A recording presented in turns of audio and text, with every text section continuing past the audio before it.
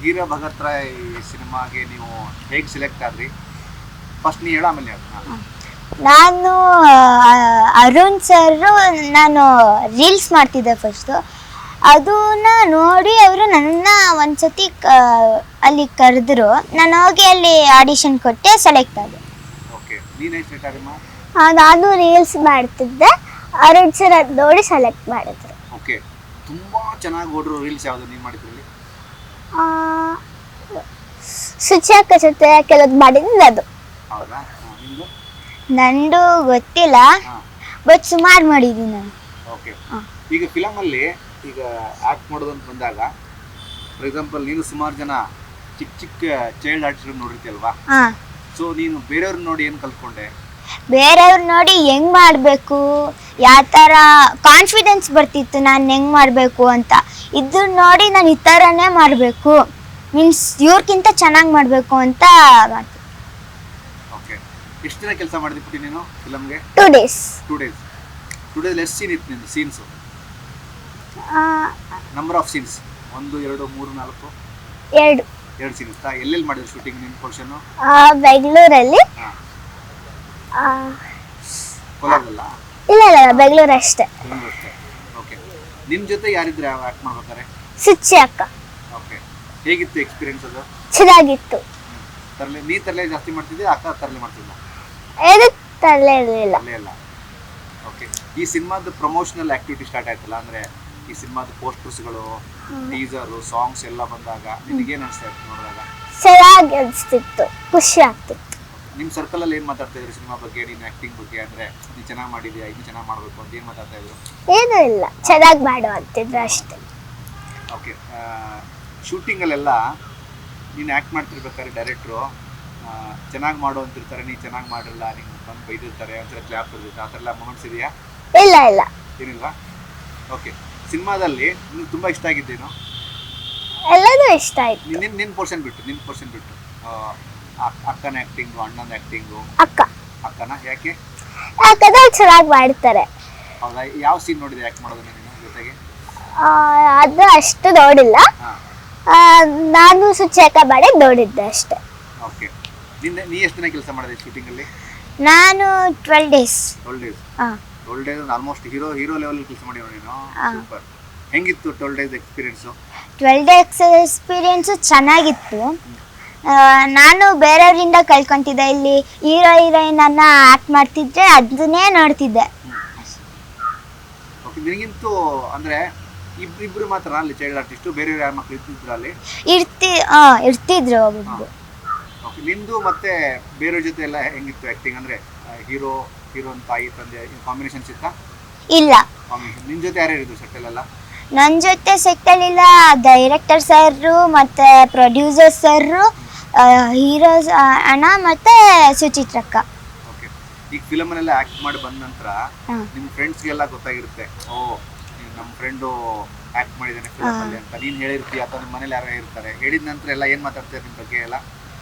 ಚೆನ್ನಾಗಿ ಮಾಡ್ತೀಯ ನೀನು, ಹೆಂಗೆ ಮಾಡು, ಸ್ವಲ್ಪ ಹೊತ್ತಿಗಿಂತ ಮುಂಚೆ ಹೆಂಗಿದೆ, ಈಗ ಹೀರೋನೇ ಆಗೋಗ್ಬಿಟ್ಟಿದ್ಯಾ 4 ಸಲ ಅಂತ. ಓಕೆ, ನಿನ್ನ ಫೇವ್ರೆಟ್ ಹೀರೋ ಯಾರು? ನನ್ನ favourite hero Puneeth Rajkumar. Very nice. ನಿಂದು?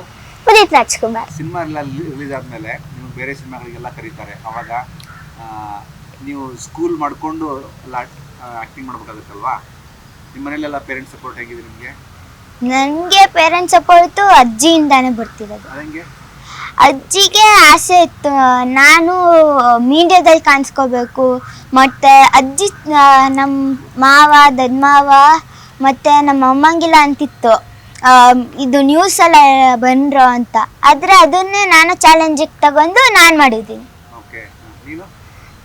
ನಮ್ಮ ಮನೇಲಿ ಎಲ್ಲರಿಗೂ ಇಷ್ಟ ಅದು ಮಾಡೋದು. ಈಗ ನಿಮಗೆ ತುಂಬ ಫೇವ್ರೇಟ್ ಚೈಲ್ಡ್ ಆರ್ಟಿಸ್ಟ್ ಯಾರು? ಅಂದರೆ ಈ ಫಿಲಮ್ ನೋಡ್ತಾ ಇರ್ತೀರಿ ಮನೆಯಲ್ಲಿ, ನಿಮ್ಮ ಥರನೇ ಚಿಕ್ಕ ಚಿಕ್ಕ ಮಕ್ಕಳಿದ್ದು ಆ್ಯಕ್ಟ್ ಮಾಡಿರ್ತಾರೆ, ಅವ್ರಿಗೆ ದೊಡ್ಡ ಸ್ಟಾರ್ಗಳಾಗಿರ್ತಾರೆ. ಚಿಕ್ಕ ನಟರು ದೊಡ್ಡವರಾಗಿದ್ದು ನಿಮ್ಗೆ ಯಾರು ಇಷ್ಟ ನಿಮ್ಗೆ ಆ ಥರ ಚೈಲ್ಡ್ ಆರ್ಟಿಸ್ಟಲ್ಲಿ? ನನಗೆ ಪುನೀತ್ ರಾಜ್ಕುಮಾರ್. ಚಿಕ್ಕ ವಯಸ್ಸಲ್ಲಿ ಇರ್ಬೇಕಾದ್ರೆ ಅವ್ರ ಅಪ್ಪನ ಜೊತೆನೇ ಸುಮಾರು ಕೆಲಸ ಮಾಡಿದ್ದಾನೆ. ಆಮೇಲೆ ದೊಡ್ಡವನಾದ್ಮೇಲೆ ಇಷ್ಟೊಂದು ಚೆನ್ನಾಗಿರೋ ಹೆಸರು ಪಡ್ಕೊಂಡಿದ್ದಾನೆ, ಅದಕ್ಕೆ ನಂಗೆ ಅವನೇ ಇಷ್ಟ. ನಿನಗೆ? ನಂಗೂ ಅವರೇ ಇಷ್ಟ. ನಾನು ಜಾಸ್ತಿ ಮೂವೀಸ್ ನೋಡಲ್ಲ ಅವ್ರದ್ದು ಬಿಟ್ರೆ. ಈ ಟೈಟ್ಲ್ ಬಗ್ಗೆ ನಿಮ್ಮ ಸುತ್ತಮುತ್ತಲು ಜನ ಮಾತಾಡ್ತಾ ಇರ್ತಾರೆ, ಟೈಟ್ಲ್ ತುಂಬಾ ಚೆನ್ನಾಗಿದೆ, ತುಂಬಾ ಚೆನ್ನಾಗಿರುತ್ತೆ, ಅಂಬೇಡ್ಕರ್ ಅವ್ರ ಬಗ್ಗೆ ಹೇಳಿದ್ದಾರೆ ಅಂತ. ಇದೆಲ್ಲ ನೀವು ಹೇಗೆ ಕೇಳಿಸ್ಕೊಂಡಿದ್ದೀರಿ?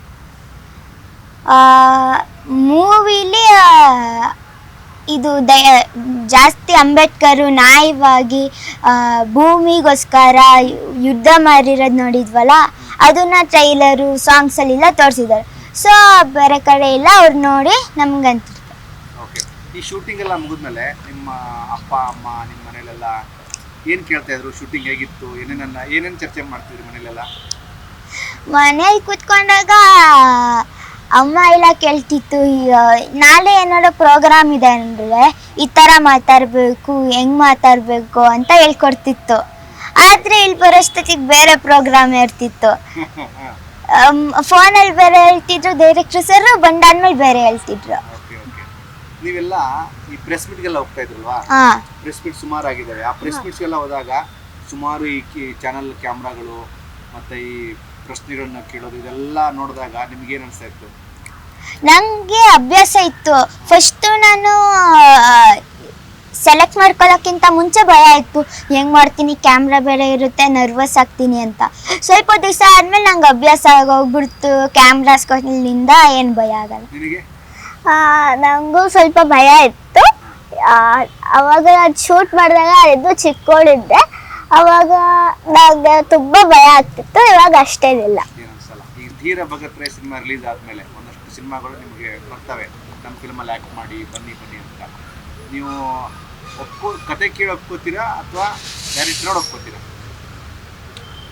ಕತೆ ಕೇಳಿ ನಂಗೆ ಆಲ್ರೆಡಿ ಬಂದಿದ್ದಾವೆ ಎರಡು, ಆದರೆ ಬೇಡ ಅಂತ ಅಂದಿದ್ದೀನಿ. ಕಷ್ಟ ಆಗುತ್ತೆ ಅಮ್ಮಂಗೂ ಕರ್ಕೊಂಡು ಹೋಗೋಕ್ಕೆ.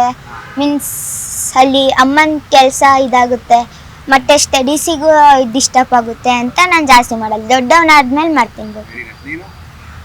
ನಾನು ಅದು ಬರ್ದಿಲ್ಲ, ಮೂವಿ ಆದ್ಮೇಲೆ ನೋಡ್ತೀನಿ. ಡಿಸೆಂಬರ್ 6 ನಮ್ಮ ಮೂವಿ ರಿಲೀಸ್ ಆಗ್ತಿದೆ, ಧೀರ ಭಗತ್ ರಾಯ್ ಅಂತ. ನಿಮ್ಮ ಫ್ಯಾಮಿಲಿ ಫ್ರೆಂಡ್ಸ್ ಎಲ್ಲಾರನ್ನೂ ಕರ್ಕೊಬಂದು ಬರಬೇಕು. ಡಿಸೆಂಬರ್ 6 ಮೂವಿ ರಿಲೀಸ್ ಇದೆ. ನಿಮಗೆ ಗೊತ್ತಿರೋದ ನಿಮ್ಮ ಫ್ಯಾಮಿಲಿ ಫ್ರೆಂಡ್ಸ್ ಎಲ್ಲರೂ ಕರ್ಕೊಂಡು ಬಂದು ನೋಡಬೇಕು.